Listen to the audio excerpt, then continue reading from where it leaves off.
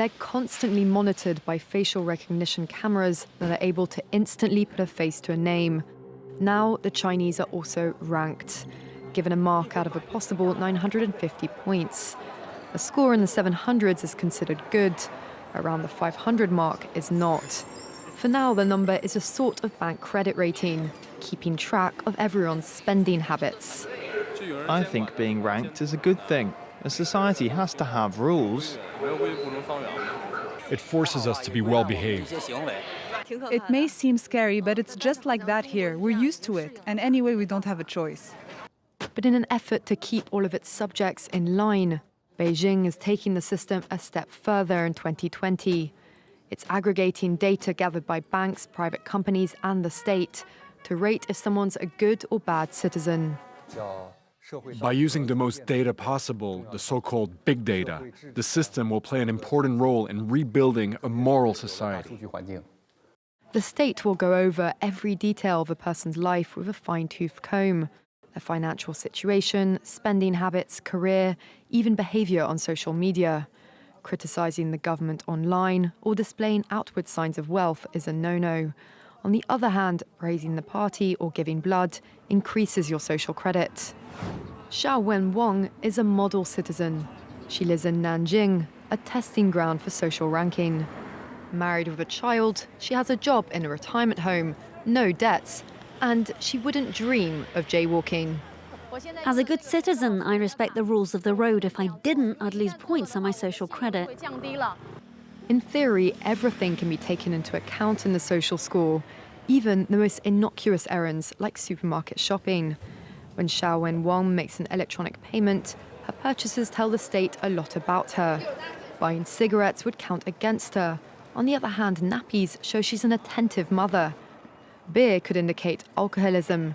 She'd be better off buying water. In this pilot city of 8 million people, there are only 18,000 model citizens.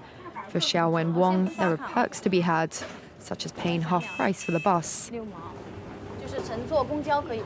I get discounts for all public services, even at museums. And the library is free for me, thanks to my score. A good score brings benefits, but people with low scores lose rights. The cinema names and shames people considered untrustworthy, plastering their details, even their addresses, across big screens. It's a matter of principle. Those people have to be condemned. Those people aren't honest, so they have to pay the price. It's only right to pay your debts. You have to blacklist those that don't. The Supreme Court has created a blacklist for so-called bad citizens, those whose ratings have dropped to zero. On it are companies, but also 23 million people to date. Among them is this journalist Liu Hu. He got a little too close to uncovering corruption among high-profile party members. After being sued for defamation by the subject of a story he'd written, he was blacklisted. But he only realised when he tried to buy a train ticket and was told he was banned from travelling. That tells me I'm still on the blacklist.